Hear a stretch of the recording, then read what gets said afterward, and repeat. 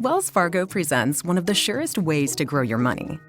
A Wells Fargo CD account, where you can earn a 5.00% annual percentage yield on an 11-month term with a minimum opening deposit of $5,000. Visit a Wells Fargo branch or wellsfargo.com/CD rates to open a CD account and start growing your savings with us. Wells Fargo Bank, N.A., member FDIC.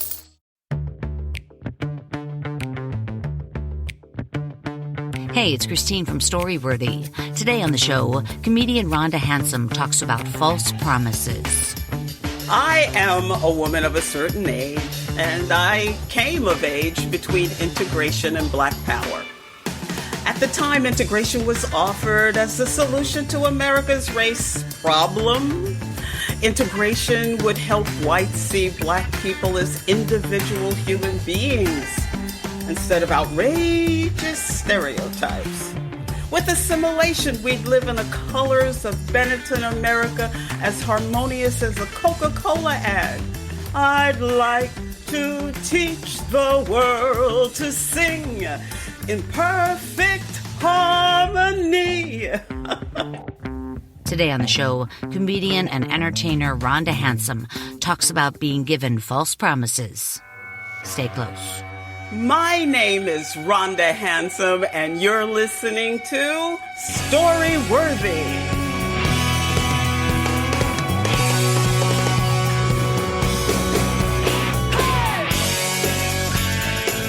Welcome to Storyworthy. My name is Christine Blackburn, and I'm coming to you from Los Angeles, California.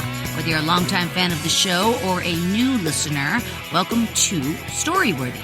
Now, last week on the show, I had on New York City ballerina Georgina Paskogan. And first of all, that was interesting in and itself because I rarely have on anybody but comedians. But when you get like, a soloist in the New York City Ballet, I want to hear stuff, like I'm interested automatically. So we had a great conversation last week talking about her new book, Swan Dive, The Rogue Ballerina. So go back and listen to Georgina last week, you guys, but not today, because today I'm here with another amazing talent, and she is a comedian, and her name is Rhonda Hansome, and that's handsome without the D.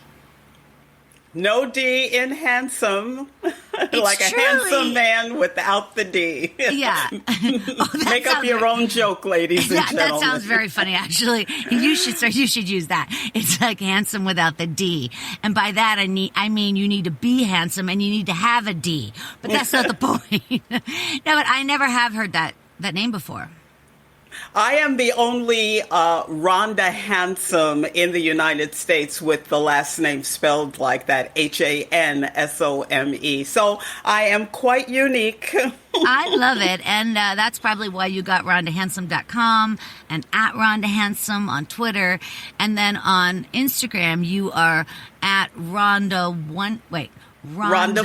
Full. Like with two L's. With two L's. Full. It's wonderful to be here with you. That is so funny. That's really funny. Now today, Rhonda, you bring forth the topic false promises.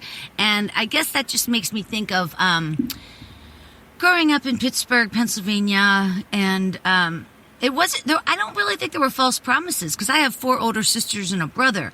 I think that everything I thought I could be was right in line with what they did, which was all get married, go to the suburbs, and have families. Like I didn't get any false promises because I didn't get promised anything. But you're gonna go to the school your dad works at. You're gonna get out of college and you're gonna get married and go to the suburbs. That's what I thought. So there wasn't really false promises that way. I mean, I'm just trying to put my finger on it. False promises. So I'm anxious to hear your story about that, which we're going to hear in a minute. But first, I want to just talk about you on John Fugelsang's program on Mondays. And that's on SiriusXM, right?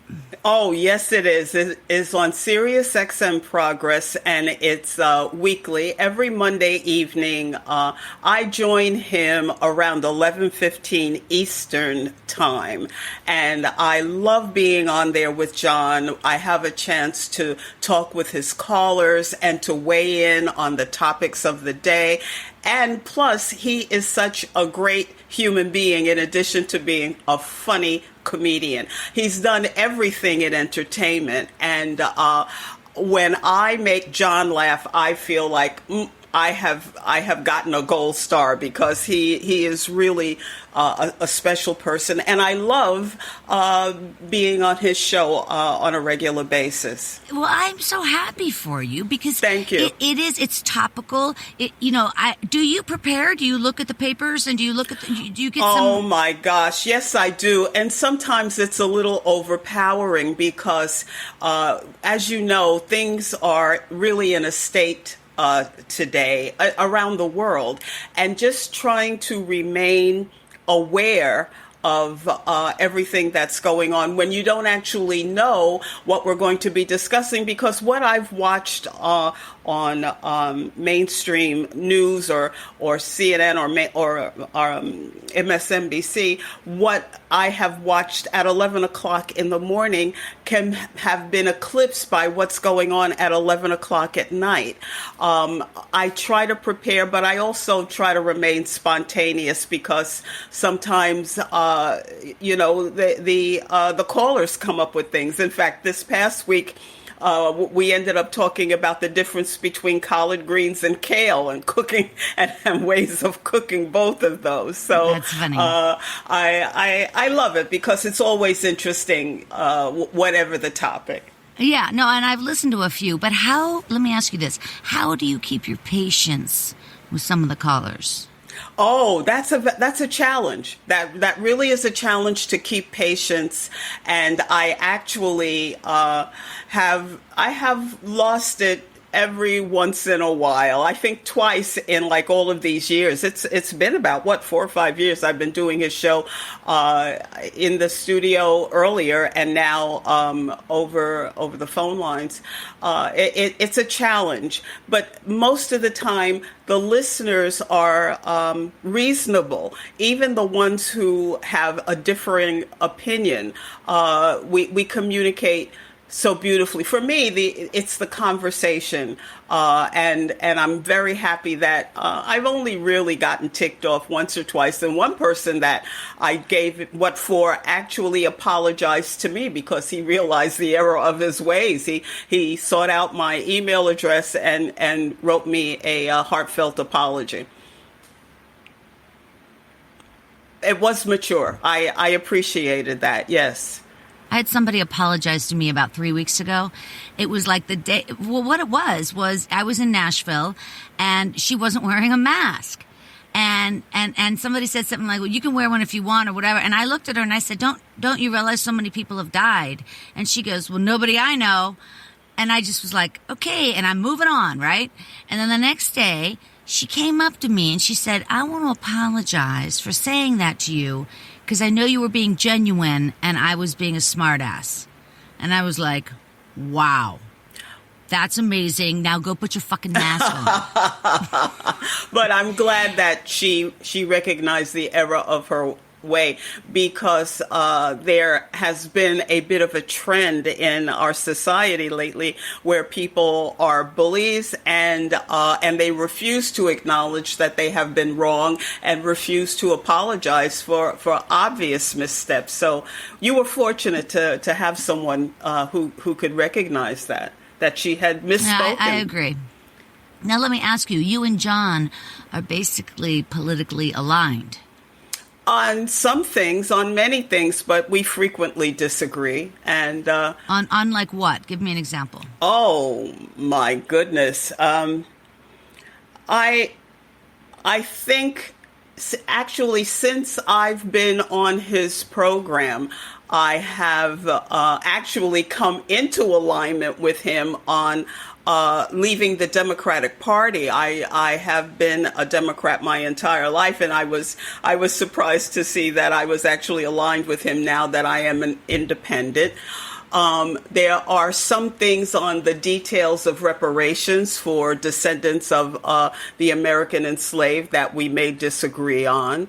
And I also take it upon myself to have a stronger feeling of judgment on people who are callous and caustic and uncaring for the humanity of people. John has a very Christian in the idea, not on a religious idea, but in following the precepts of turning the other cheek and believing in people and giving people the benefit of the doubt. And me, being a lapsed Catholic, I take it upon myself to say, I'll stand in judgment on that person, even if you won't, John. So we do. I love that. We do have some disagreements. Yeah, I actually like that. And I wrote down here in my notes that you did grow up Catholic, as I grew up Catholic. And, God, I just don't know how anybody remains Catholic. I don't understand how they remain Catholic with all of the discretions and all of the cover-ups. It's not only all the laws they broke. It's not only all the sexual, the terrible, lives that they've ruined and these sexual exploitations, but it's the cover-up and the way they just kept moving these priests. Really, I did not. And when I was going to school, I didn't even realize that Catholics were such perverts. I just thought they were racist because they were so racist they didn't even bother to molest me. It really it really was a surprise to find out. Yeah. Anyway, listen, I also wanted to touch upon, you've had this huge career, right? I mean, you've been doing stand-up for, would you say 30 years? Almost, yeah. Just about. Yeah. And you did something that, used to be very popular. You were an opening act for many performers. Huge music acts like James Brown and Aretha Franklin and Anita Baker and even Diana Ross. And I'm just wondering, what was that? What was that show strategy? I know they used to do that. I interviewed Tom Dreesen. He used to open up for Frank Sinatra. So the idea was that they bring a comic out. And then just tell me what that whole... I love that idea. And when the arenas and stadiums are open in a healthy way, I would love to go back to opening for these wonderful music acts because they would have a comedian come on and do 15 to 20 minutes, be in front of the curtain or before the band came out. And I loved it. I actually loved it because I remember being at Radio City Music Hall with Anita Baker, and there are thousands of people just in the balcony, and to feel the waves of laughter coming down at you and coming at you from in these huge groups. Now, don't get me wrong, I love the intimacy of a comedy club, whether it's packed or whether it's the last table of two people or three couples. But when you're in a stadium or an amphitheater, the power and the electricity of people who are all there because they love the main act, it's exciting to tap into that energy. And I just had such a fabulous time working outdoor venues, amphitheaters, and also huge venues like the Radio City Music Hall of each state across the nation. And it's such great money. I love it. And you get to feel very close with the band, with the backup singers. You may not actually be that connected with the main act. Like I think with Miss Ross, I wasn't supposed to look at her, but James Brown, I was not supposed to walk by his dressing room when I was on my way to the stage, and I'm going, I don't have time to say hello to you now. I got to go out and do my 15, 20 minutes. But it's very exciting, and you're collaborating. And the great part is the weight of the show is not on you. It really is the main act's show, but you get to be like the pickle on the side of the sandwich and a little garnish that prepares people for the main act and gets them ready, for what they're really there for. And also it gives people a chance to get in and adjust it in their seats. So it's all right that people are coming in and sitting down while you're talking, because they're really there to see Anita Baker or at the time Aretha Franklin or Smokey Robinson, the main act, but yet you still have a lot of the attention and the laughter. I think it's just fabulous. Now, 2 or 3 things here. How do you know when you're, like you say a funny line, and how do you know when to talk again? Because the people in the back aren't even hearing you. Like there's a whole delay in them hearing you, and then another delay in their laughter coming back to you. That is such a fascinating question on different levels, and you learn, but also there is a difference in weighing the laughter. Like we frequently, comedians we would talk among ourselves how the laughter in the Catskills, where I spent a lot of my time at places like the Villa Roma and the Granite and the Concord and even some of the bungalow colonies, the laughter in the Catskills is different from the laughter in a casino. And when you're in a huge venue, you have to time it. You have to get a sense of the timing. So much of comedy is actually timing and rhythm, that you have to adjust your cadence and your pacing so that you don't step on your laughs but you do keep the energy of the show moving forward. It's an exercise. It's a fascinating exercise, and I'm happy to do that exercise as soon as someone wants to book me. I love it. I love it. There's a comedian here in LA, Bobby Oliver, and she has a saying, and she even has it tattooed on her wrist. It says, "Embrace the pause." Yes. I am Facebook friends with Bobby Oliver, and I hope to work with her whenever I do travel back to the coast. Yes, you embrace the pause, because that's one of the things that you come to learn. I came to learn as a comedian, to not be afraid of the silence, because sometimes interesting things can happen in the silence. Audiences grab things, and sometimes you'll get a delayed reaction, and it's very exciting. And sometimes in the pauses, you can do a physical activity or an act out that actually enhances the punchline. Yeah, you get another laugh. Okay, and the other question I have for you is, when your time is up and now they're clapping and the lights are going down and they're going to open that curtain and the main act is going to come out, where do you go?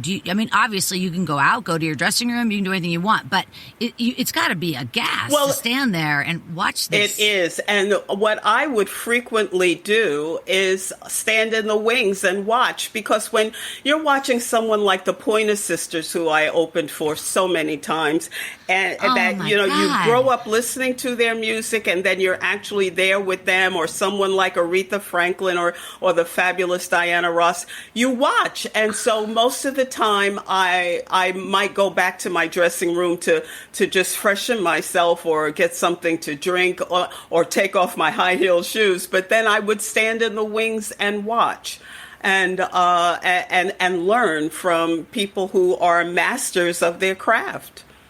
Oh, yeah, absolutely. There's so much to learn. There's so much to, just the whole vibe. It's so nuanced. The whole entertainment industry is nuanced, but live entertainment specifically, because anything could happen. How about the other night? I was hosting this gig. Everybody got 5 minutes, and it was at Flappers, the comedy club. And I run out. Okay, so I bring up the next guy, and then I run out, and I'm in the hallway chatting with somebody, and then all of a sudden somebody comes and gets me, like, Christine, the guy left. So the guy, after a minute and a half, for whatever reason, he froze, and he walked off the stage. And then I wasn't there, and another comic jumped on and, made a joke. Way to and go. continued. Well, I would have done that. I would have been that comic. When I realized that nothing was happening, I would fill the void. I would do And so that. she jumps up, and then she goes, I don't know where your drunk host went. And I'm like, oh, God damn it. And I'm running in. I'm like, I'm here. And anyway, I'm just saying, you never know what's going to happen. So and that's why it's exciting. That's why the COVID lockdown has been very challenging for a lot of us, missing the that spontaneous quality of live performance where you never actually know what's going to happen. You know what you'd like, you know what's usually goes on, but absolutely anything can happen. Well, listen, I'm excited to hear your story about false promises. But before we get over to the story, I did want to remind everybody that we are back at the Hollywood Improv. Playing Story Smash, the storytelling game show. And I'm also going to be airing them here as a bonus episode on Storyworthy. So we haven't been to the Improv in over 3 years now, and we're finally back. The first show was just this past Saturday night, and it went fantastic. And you guys are going to hear that episode, like I said, coming up as a bonus here on Storyworthy.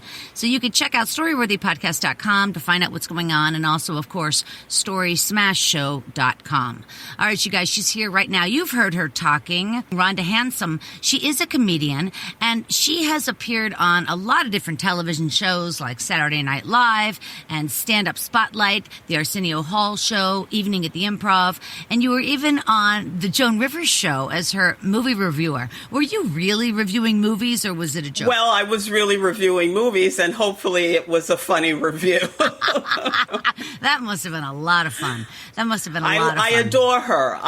She was really, the fact that she gave me that opportunity was just golden, and I would always revere her just for that, even beyond her being an idol in comedy and a pioneer for women in the field.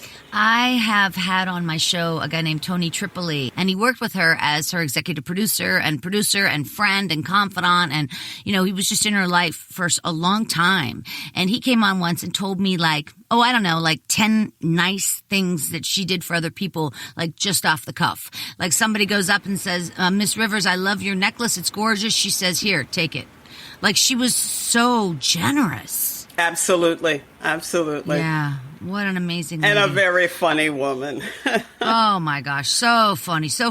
And then you have also taken your comedy and your shows over to, overseas. And you've done a lot in London, and you performed for the troops in Korea. And then you also, was it a one-woman show, Divorced and, oh no, it was just a tour, My Divorced and Bitter tour. Yes, I went to Israel with that, and that was amazing, playing for that audience. I just loved it. And Ilana and Nir Brand, who are big names in culture in Israel, and were my hosts, and they were fantastic, and taking me around to the venues where I could sling my jokes. It was just wow. Unbelievable. Absolutely unbelievable. So are those people fans of yours, and they said, we need you over here, or what? How'd that come down? They are fans and friends, and said, we need to hear your comedy. And they said, let's do this. And I brought the Divorced and Bitter tour to Tel Aviv. It's such a win-win. Don't you love that? Yes. When they want you, and I want to be there. Yeah. I feel like that about Australia. I've been there on my own, not doing comedy, but, vacationing. It was before I had a comedy career. But I feel like, why am I not in Sydney? Why don't I just go down there? They'll love me. Yes. And they would. But there's a lot of things that have to happen before we just jump on a plane for 16 hours to Sydney. This is true. But hopefully for both of us, we'll be able to jump on a plane and travel to another continent with with our health not being endangered, and giving people the laughs they deserve, and we want to give them. You better believe it, man, because that is an international treasure, is to laugh. I mean, that's what we all want. I always think that, like, God, I see these horrific photos coming out of the Kabul airport, and you see these people, they've got nothing, and they're leaving, they're fleeing, and you just think like, oh my God, that could be. Why isn't that me? I mean, they have to go to the bathroom, and then they're hungry, and they have children. They're just like me. There's no difference. How did I get lucky? And they are fleeing from the fucking Taliban. It's just... Well, every day I have to say that I am grateful for all the good that I have, Christine, and I try to acknowledge that because everywhere in the world there is some kind of devastation, some kind of tragedy. Sometimes it's just physical, like in Haiti. I mean, they had an earthquake and lo and behold, there's a rainstorm, a tropical rainstorm. So the fact that I actually have running water, I am grateful I know, for. so am I. And if I start thinking about Haiti too much, I'll just cry because they just cannot catch a break. And well, that was orchestrated. The entire world said, yeah, you may have had a successful revolution to be independent, but we're going to make you pay for it the rest of your life. So horrible. Oh my gosh. Okay, we're going back to your story. You guys can find Rhonda Hansome over at her website, like I said, rhondahansome.com without the D, and also on Twitter at Rhonda Hansome. All right, you guys, wherever you are, put your hands together for the very talented Rhonda Hansome. Thank you. I am a woman of a certain age, and I came of age between integration and Black power. At the time, integration was offered as a solution to America's race problem. Integration would help whites see Black people as individual human beings instead of outrageous stereotypes. With assimilation, we'd live in the colors of Benetton America, as harmonious as a Coca-Cola ad. I'd like to teach the world to sing in perfect harmony. Well, in my ignorance, I balked at the militant approach of the Black Panthers. So how was I to reasonably convince white people that a melting pot of equality is America's promise and future? I decided to work tirelessly for brotherhood. Multicolored hands grasped in a solemn sway to "We shall overcome" was my goal. That was my goal. And I spent hour after hour in serious rap sessions at the Encampment for Citizenship and the National Conference of Christians and Jews, where I was the director of their Brooklyn Youth Club, fighting for integration. Integration was so embedded in my belief system that I married outside my race. We starry-eyed newlyweds would personally forge the multi-culti melting pot. Our legacy would be the solidarity of a diverse yet peaceful America.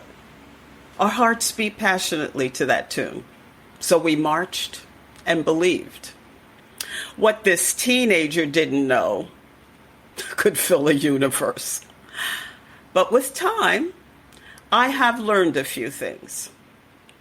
Idealistic young love is romantic, but the way your heart beats at 15 is to a very different drum at 50. It had been a successful marriage producing a beautiful, smart son, but in the end, there was no blame around race, just our personalities. It was an oddly amicable divorce until his new white wife insisted I be iced out of extended family events, even those that included our now adult son. Her motive to deny me interaction with in-laws who'd known me for 30 plus years was suspicious and likely race-related.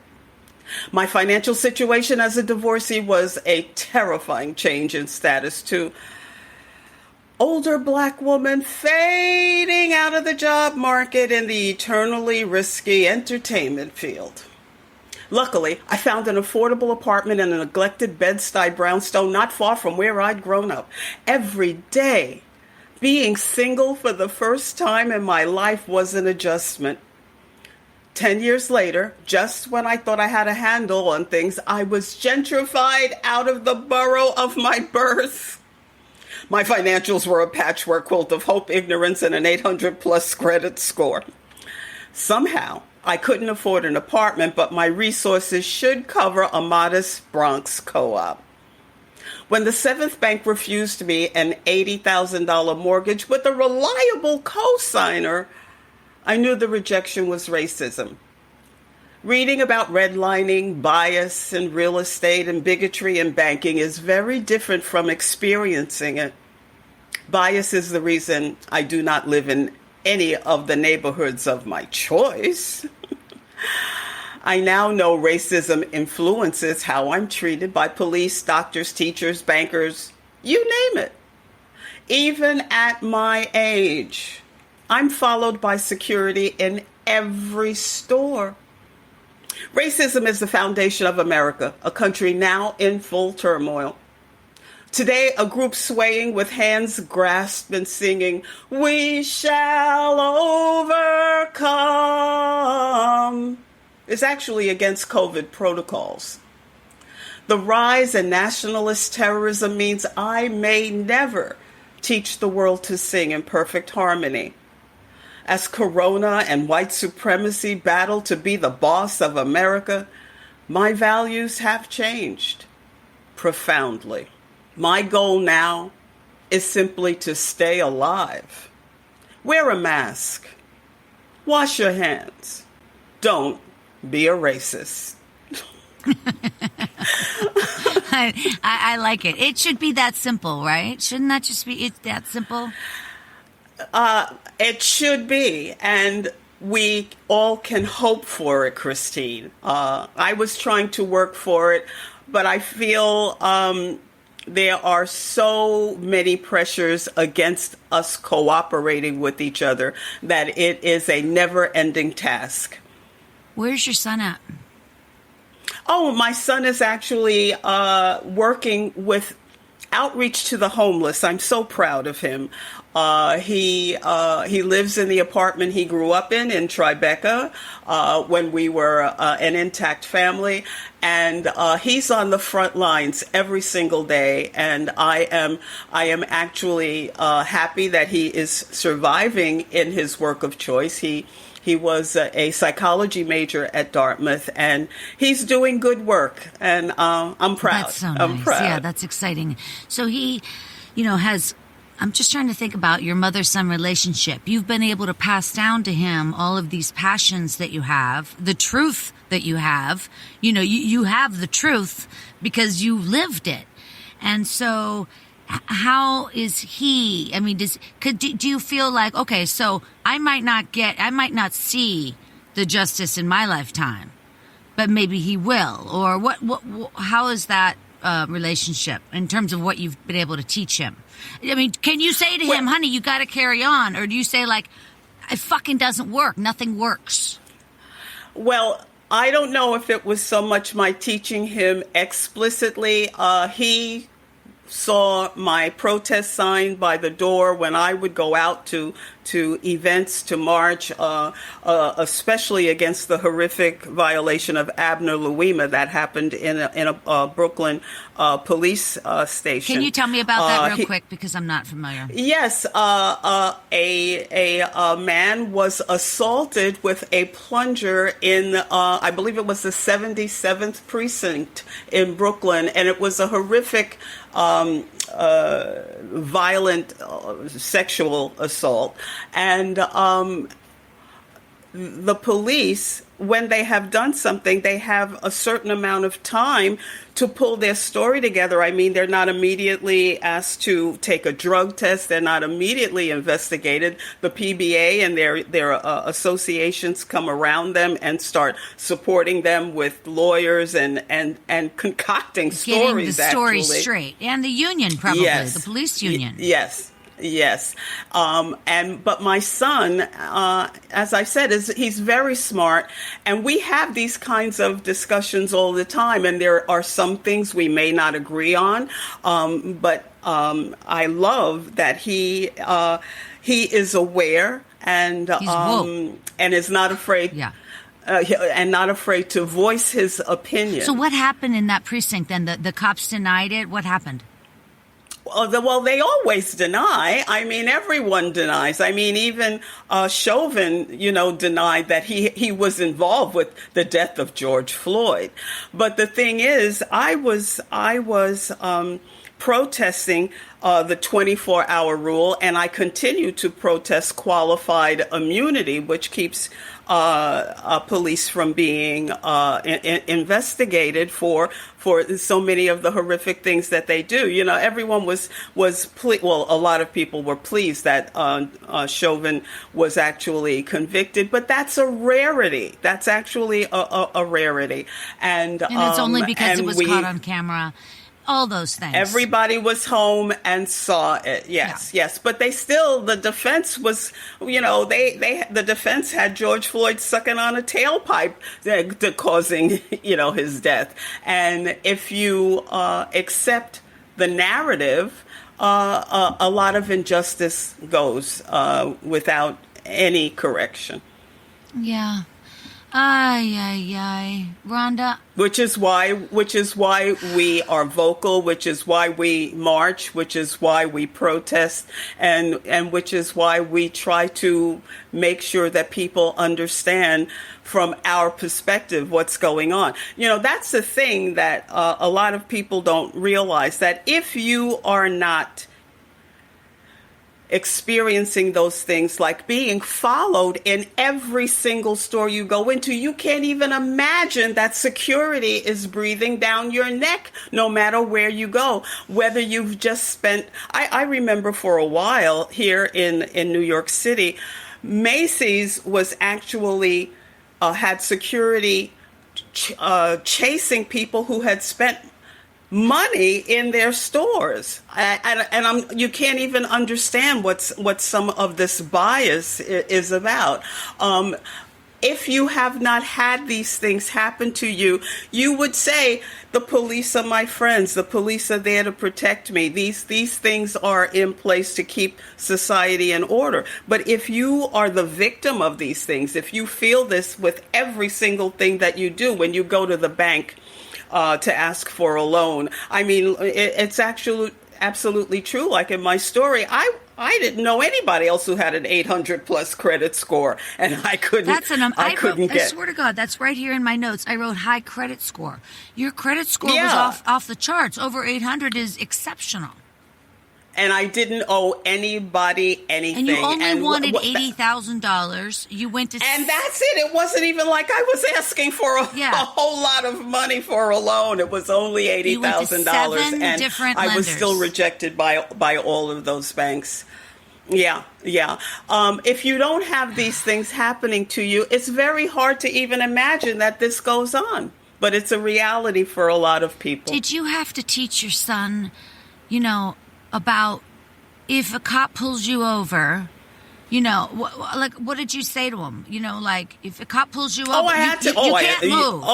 Yeah, you have to. I absolutely gave my son the talk. It's the talk that most responsible parents, most responsible Black African-American parents have to give their children for their own safety. You never know how soon it's going to be when your child is going to be called a racial slur. You never know how soon it's going to be when the police will see your child as an adult, as a threatening adult. Even Tamir Rice is only 12 years old, playing by himself in a playground and with a toy gun. And there was no warning. The police showed up and this boy was shot. And characteristically, young Black children are seen as adults. I mean, I went to Williamsburg, to was it Williamsburg or Monticello? One of those places where they're talking about where the slaves were working, and they called like a 9-year-old boy a man working in the fields. You know, they just consider him a male. The black children are seen as adults and not given the leeway that that white children are. They're not seen as innocent. They are always seen as guilty and are subject to harassment. And yes, I told my son, you cannot do what you see other people do and expect to be treated the same way. You have to understand that there are going to be times when you will be treated differently. It's just so crushing. It's just... Well, it's crushing, but it's a reality. Yeah. And because we give the children this talk, we hope that they survive and are able to move forward and advance in spite of all of these things. And so your topic that you brought, false promises, is like you were told in the early 70s, this is all going to change. Well, that integration was the false promise that, you know, that it was melding us into that melting pot, getting us into that melting pot was going to change things, but it wasn't. Integration was so false in that it actually took the circulation of resources and money out of black neighborhoods and dispersed them to every other cultural or racial group and left us really decimated, left us devastated, left us not recirculating our money even twice in our own circles, giving it to corporations or name brands or people who came into our neighborhoods and set up stores where we could not even own stores and getting our resources. Yeah. You've lived such a life. It's just so interesting, despite all of this. I mean, everything you just said, it's so heavy. I know it's reality. It's just nonetheless, it's heavy. And then you were able to sort of take all of this energy and harness it into telling stories and making other people laugh. Oh, I love it. I absolutely love it. And you know what's so funny, because we were talking about my being in these arenas and the stadiums like Radio City. Actually, the last couple of sets that I've done were on the street of Hunts Point Avenue here in the Bronx. And I had such a great time actually talking about the neighborhood where I live and the fact that I'm political. And I was talking about Lindell, the pillow guy, and how people have been boycotting certain people because of their association with Trump, and how I thought to boycott the Goya guy, but I had to rethink that because he owns my building. Do you remember that ridiculous, that horrible lady, Ivanka Trump, holding up that Goya thing? I just thought... Yes, I remember it. I want to smack her. I just want to smack her across the face. I want to smack her back to freaking... I can't even... She's probably my least favorite Trump.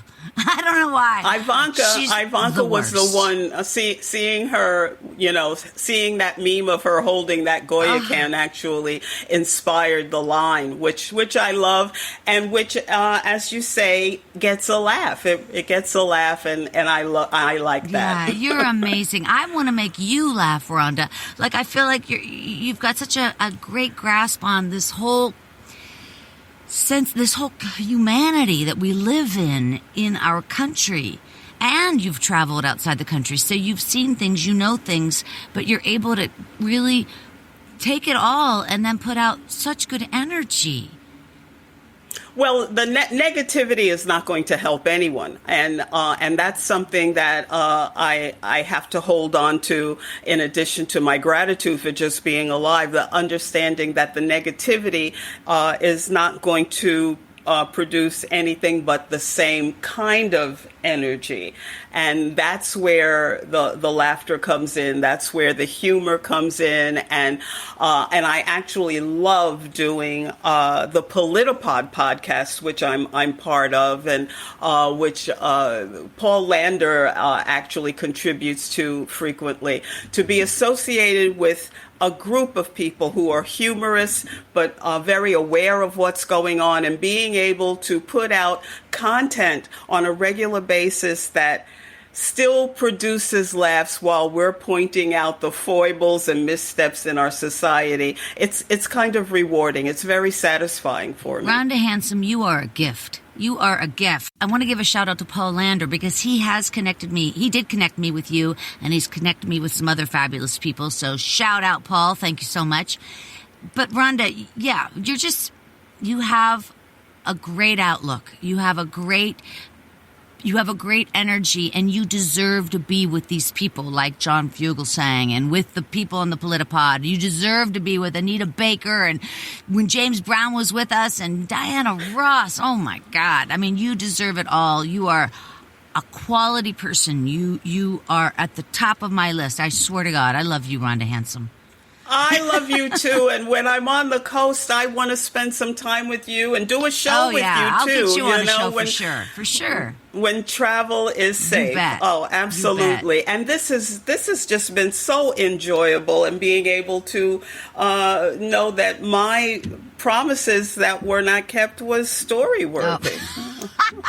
You're damn straight, sister. You're damn straight.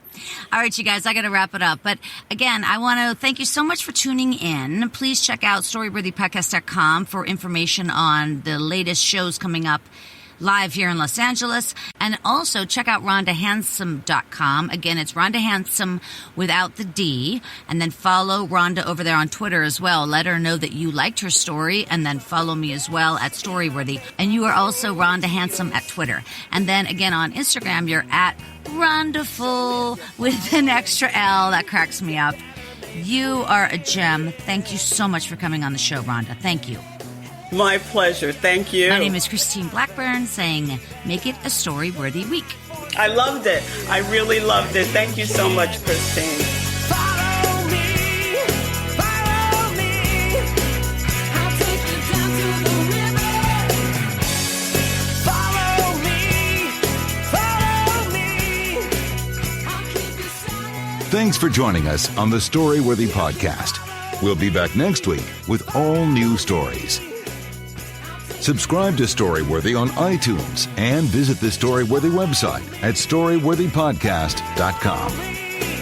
I'll keep you satisfied.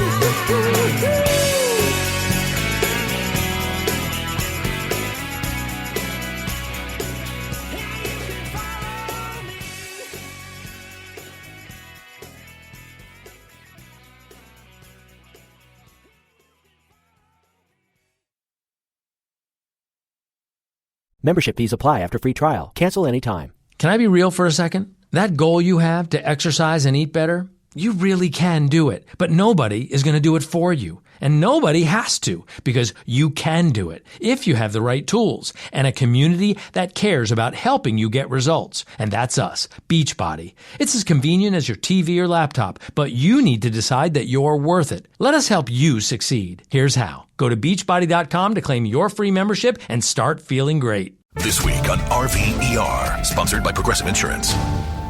I'm sorry, I can't operate on that vehicle.